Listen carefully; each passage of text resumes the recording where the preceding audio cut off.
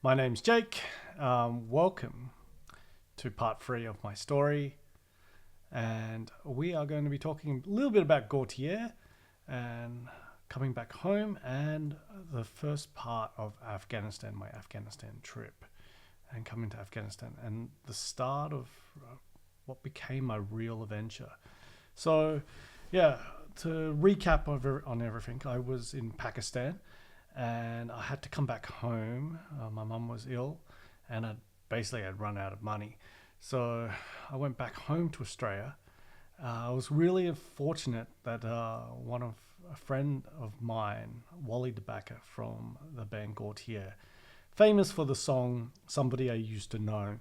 But when he called me up, there was another song called "Heart's a Mess," which was really popular at the time, and I'd worked with him doing the visuals before I went over to Afghanistan, and I worked as a VJ late at nights, and I did these VJ sets for him when he first started playing with his old album, and I did a old music video for him called "Out Here in the Cold," which was animation sort of done with still photography.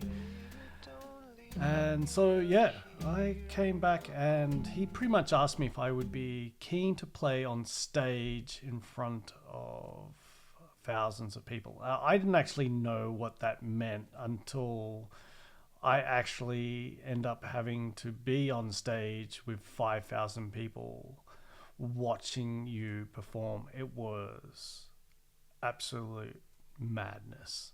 To go from living in Pakistan, where I hardly spoke to anybody in English or in really broken English, to being back home to Australia, it was the ultimate culture shock.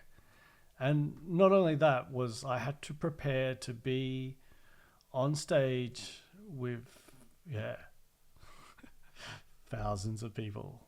So the first concert was Home Bake in Sydney, and I remember, literally getting up on stage. I had all my VJ sets. I literally prepared for everything. I had VCRs, I had DVDs, I had a Vision sort of mixer, this Eddie Roll sort of V4 Vision mixer, and my laptop. My laptop broke down from just just the amount of content going through and trying to keep on clicking. It actually broke down on the last song of my set, which was a song called "Learn a Living, Giving and Loving."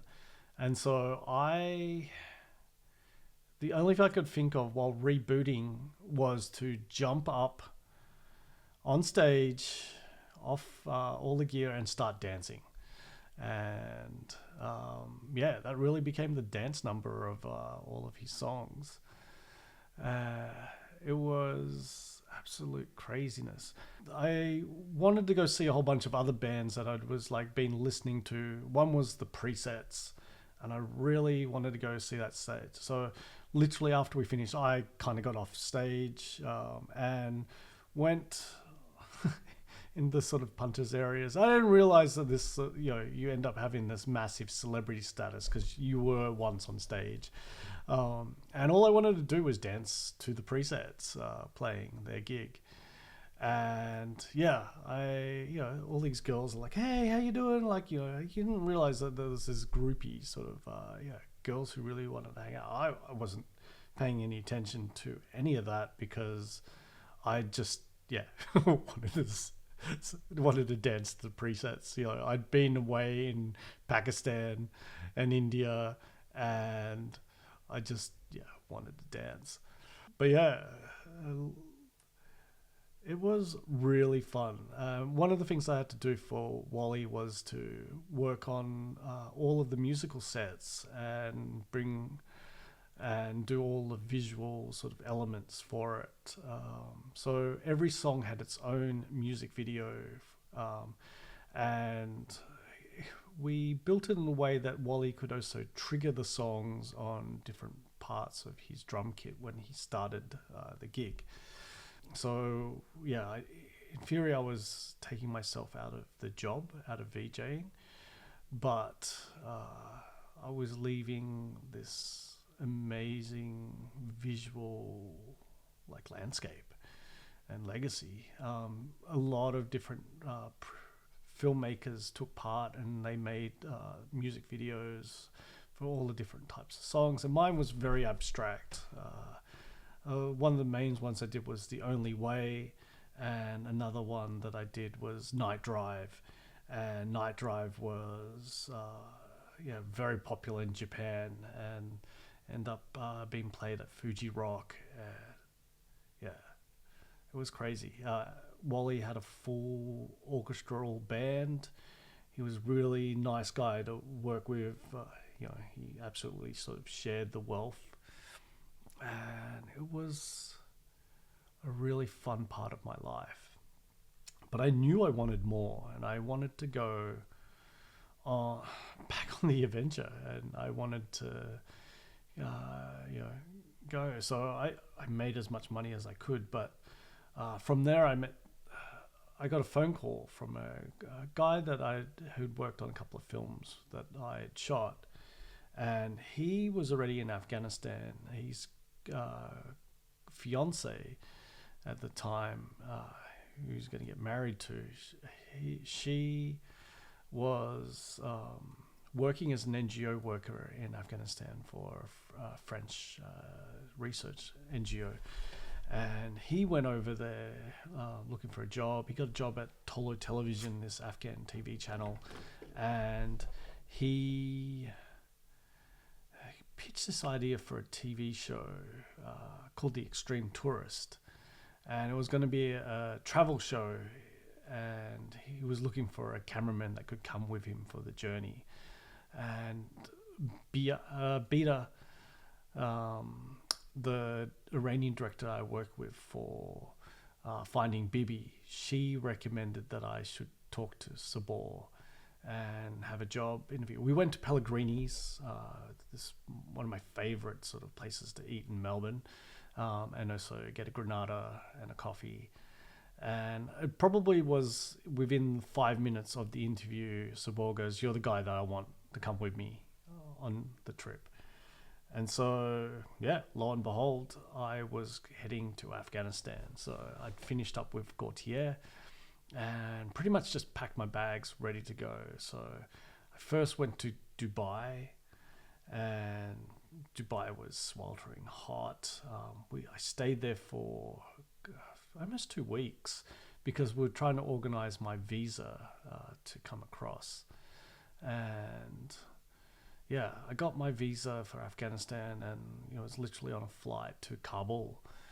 And I'd talked to some of the owners. They were the Mohseni brothers.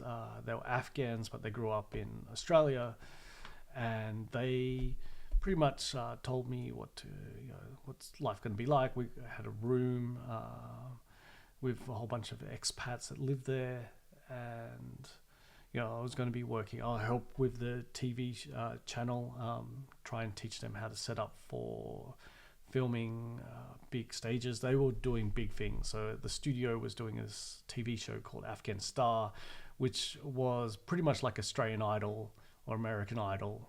It was a sing show, and they needed help with setting up the studio.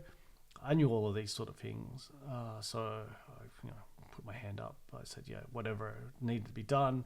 And then we also work on the travel show. So I turned up to Afghanistan, and I remember being pretty afraid at the airport because you kind of see all these guys with guns and all the police officers with AK-47s, and it's total different environment to anywhere else that you've ever been to. And I remember that the guys that weren't come to pick me up, they were not at the car park. What I didn't know was that there was actually 2 car parks, and you needed to go past the first car park to get to the second car park, and they were waiting at the second car park. And so there was all these taxi drivers. Most of them spoke English, but I didn't trust them at all. They all looked quite dodgy. Their cars were not, were falling apart, Toyota Corollas. And I didn't trust anyone. And I remember getting my 11-man tool thing, and I just remember shoving that in my pocket in case I was going to get railroaded and robbed. I'd run into some other problems like that in India, so I didn't trust anybody. And so I finally had enough, and I said, look, I need to go to Tolo Television. And they all knew where it was. I didn't realize how kind of famous Tolo Television was. It is probably the biggest sort of Western back television station in Afghanistan.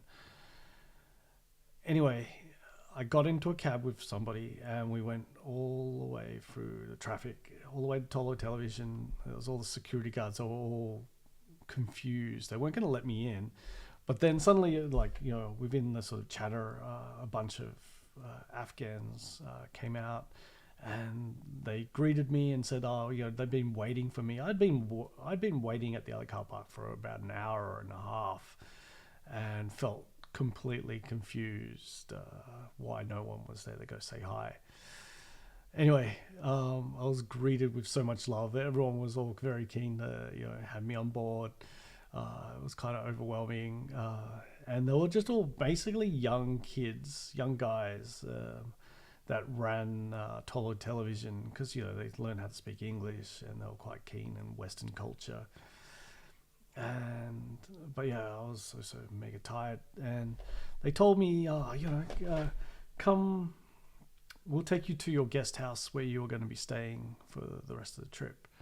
And they, Kabul was absolutely completely busy. And to give some sort of context, really the only films that I knew about Afghanistan was obviously Rambo 3 and The Kite Runner. And The Kite Runner was this dismal sort of like landscape. I really expected that we were going to live probably in mud brick houses on the hills. And lo and behold, there's an actual like Sharanal. It's like a, compounded buildings, they're quite nice, and they end up being a security guard that worked at the front of the compound to protect us. Was locked up, gated sort of community, and I remember I came in and I got greeted by a bunch of Scottish and Irish lads, and there was this guy, Emirates, and they work for a radio station in Afghanistan. And it was also St. Patrick's Day. And I remember them just telling me, is like, just get yourself cleaned up. We're going to go out. We're going to go out and party. And so we did. I went to this one bar. It was called the Ganamak. The Ganamak, to give context, was originally Osama bin Laden's house. And it had been turned into a bar and a British restaurant by another journalist, Peter Juvenile, long time standing British journalist who, owned this place. The Ganamak had a big history as well within sort of other journalists and expats having lived there and setting it up as a sort of supper club. But the Ganamak was just filled with so many different people. You had contractors, you had NGO workers, there was like 15,000 like expats like living in Kabul, and it was the wildest night I think I've ever had in a long time. And like the partying and the drinking, like beer and booze was like literally $1 a bottle, and it was a lot of fun. I have to admit, it was a lot of fun. We went from bar hopping to bar hopping. We ended up being in another place called Latmosphere, which was the first time I actually met who became my future mother of my first daughter. And I remember she was, she listened to my stories. She found me fascinating because I went to K2 and she was from a town called Bolzano in Italy, which is like mountain climbing sort of country. And I had actually met Reinhold Messner, who was like, I guess the king of mountaineering. And I met him actually in Pakistan with his family, and they do this one trek around Nagah Parbat. And yeah, I just remember she became intrigued, and she ended up inviting me to a party at her house in a later date, which was how we end up meeting. But yeah, it was a wild, wild party. And yeah, one of the other things at the party, and somewhere about, I know someone has the photo, with everyone sort of stripped off and jumped in the pool, and they were handing me bottles of champagne, and I jumped in the pool and I was swimming around, and I had I had two French NGO workers on either arm, and we were singing. I can't remember what sort of music. Oh, I do remember what type of music. I'd brought all this sort of like dance musics from Australia and managed to be able to sort of play it. So we're playing the presets and I just had this photo memory that someone took this photo, and I had two girls on either arm, and I had champagne in my hand. And all I'm saying is I fucking love Kabul. And that was, we end up stumbling home at night, getting chased by dogs. And lucky enough, we got to our house, and the guards fired a couple of shots in the air, and the dogs ran off. But that was kind of scary. And it was also, I remember, being very fucking cold.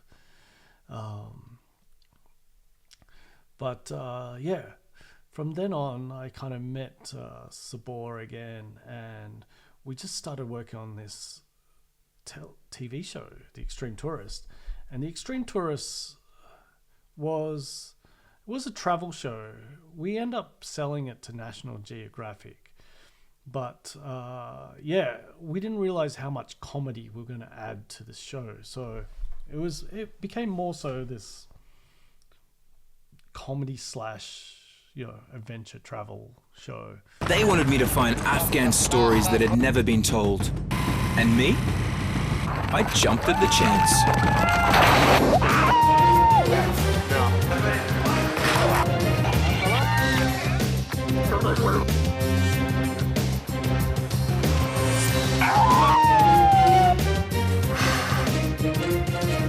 And that's how I became the Extreme Tourist.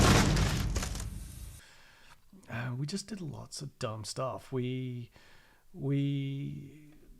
joined. We met Mr. Afghanistan, the biggest bodybuilder in Afghanistan, and Sabor, the host, entered a bodybuilding competition with him. We went looking for snow leopards in the Badakhshan. We went to Mazar for Nowruz, and we went there for the festivities of Nowruz. That was insane and crazy. We went and played Buskashi.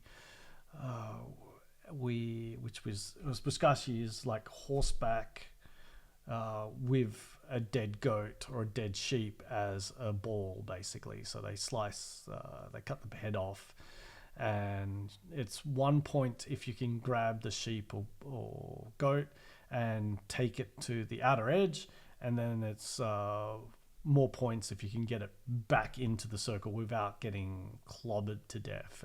And people die in this game from being beaten and trodden on by horses.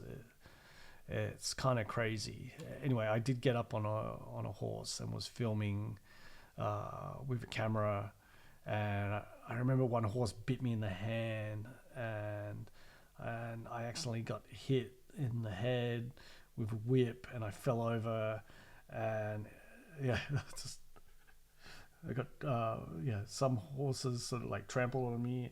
I still got up and I still got back on the horse. I was bruised and battered, but I loved it. We went to Bamiyan, which is the most beautiful place in all of Afghanistan. There's these 5 lakes, Bundy Amir. I remember we constantly got different sound guys, and the sound guy that I had in Bamiyan, I remember him telling, like, he couldn't really hold his boom mic and the boom stick up all for long periods of time, and I asked him, it's just like, dude, like, when we're shooting, you got to keep it up. It's like, and it's like he really apologized, and I was thinking I was gonna swap him over and get rid of him, and then I remember at night he took off his shalwar kameez top, and he had all of these scars all over his body, and I asked him, how did you get that? And he's like, I refused to fight for the Taliban, and the Taliban beat me, and and locked me up because I refused to fight for them. And when he finally like got out of this detention center, the Taliban had made the family that this woman that he was in love with was married off, and he didn't get to see her again, and it was one of the worst stories I think I've ever heard. And I couldn't be angry at him ever again, because he's like, well, if you feel tired, I'll find an excuse to put down the camera, and so I helped him get breaks. But yeah, he was a lovely guy, and we went to Bundy Amir, and we jumped off and went off this cliff and went swimming. And I think he got really excited, and he decided he wanted to jump off and go swimming. Little did he sort of told us that he actually really didn't know how to swim. So he went straight down, and he wasn't really coming back up. So I had to jump back into the water, dive and get him and pull him back up to shore. That was crazy, but a lot of fun. We also went to Tora Bora. I met the person who he used to love calling me, we're brothers from a different mother. His name was Heditullah Zahir. We called him Z. He loved this movie called Tears of the Sun, and one of the characters is Z in it. And he was an interpreter for the US military. He'd also done stuff for the Australian military. And Z was this young kid who he just loved life, and he wanted to hang out with us. He was also very brave, and he got us to Tora Bora. He had convinced the governor, Gulagashozai, one of the awfulest sort of like, it was a true definition of a warlord. He had Bacha Borzis, which are young playboys, I guess. They were young boys that these warlords defiled them, and they generally dance, sometimes also dress up in girls' clothes. It's kind of very sick. But Gulagashozai was the power of Jalalabad, and we needed to get his permission to go to Tora Bora. So he actually sent police officers and army with us to go to Tora Bora and see where Osama bin Laden lived before he getting bombed at. It was absolute crazy. And I just remember at the end of Jalalabad was the last trip that we had to do for the extreme tourists, and then it was going to be editing. But I remember the mother of my daughter, Johanna is her name. She was she was almost killed in another area of Afghanistan, and she was on a trip, and they had passed over. She was in a town called Gotye, and she somehow the car managed to pass over a Taliban checkpoint and not get checked. But when she was stopped in Gardez and her colleagues were in the car and they were heading back to Kabul, and she was going to spend a few more days down in Gardez way. Anyway, their colleagues got stopped by the Taliban checkpoint and they were all killed. So her housemate was killed. She was absolutely terrified. And all I knew was like I needed to get back to Kabul somehow. And unfortunately, the Taliban had hit an oil tanker, and there was really only one road, the Jalalabad road, considered one of the most dangerous roads on the world. And the oil tanker obviously spilt oil all over the ground, and it was on fire. And all the traffic was backed up for kilometers. And we couldn't get through no matter what we did. And there was so much frustration. I couldn't be there for her. But she was very traumatized, and I don't think she really wanted, she needed to heal. And I finally got to see her, and it was the last trip for Afghanistan, but I wanted to be with her, and I decided I would go quickly back home to Australia. I mean, my tickets was to go back home to Australia, and I went back home to Australia, and I pretty much said to all my friends, I think I'm in love. I'm going to go and hang out with Johanna and see what it was going to be. But I was going to meet her in Italy, where she's from, in Bolzano. And I went to Italy, and she kind of told me that it was over. And she was kind of interested in somebody else, and so she wanted to sort of end it so she could meet this other person. And I was kind of really bummed. And I do remember when we went back to Kabul together, she got into an NGO car and she didn't offer me a lift home. And I probably had about 100 Afghani in my wallet at the time. And it's really hard to get money out. There's no ATMs except for a few places. And I managed to convince a taxi driver to drive me to my guest house for 100 AFs. I remember winding down the window and just yelling at the top of my lungs, go, fuck my life. But I turned up to my guest house, and then there was this beautiful French girl, and her name was Marion. And I remember I just totally forgot about Johanna. And I just end up starting a new chapter, a new crazy chapter. I didn't work for Tolo Television, and I had to find myself a new job. And I, lucky enough, through Sabor, had met a guy who worked for the UN, for the UNDP, and he was offering me a job with UNDP. And I just said yes. So, I'm going to take this job. And so, I'm going to lead to the next chapter of my life is working for the UN. So tune in for the next chapter.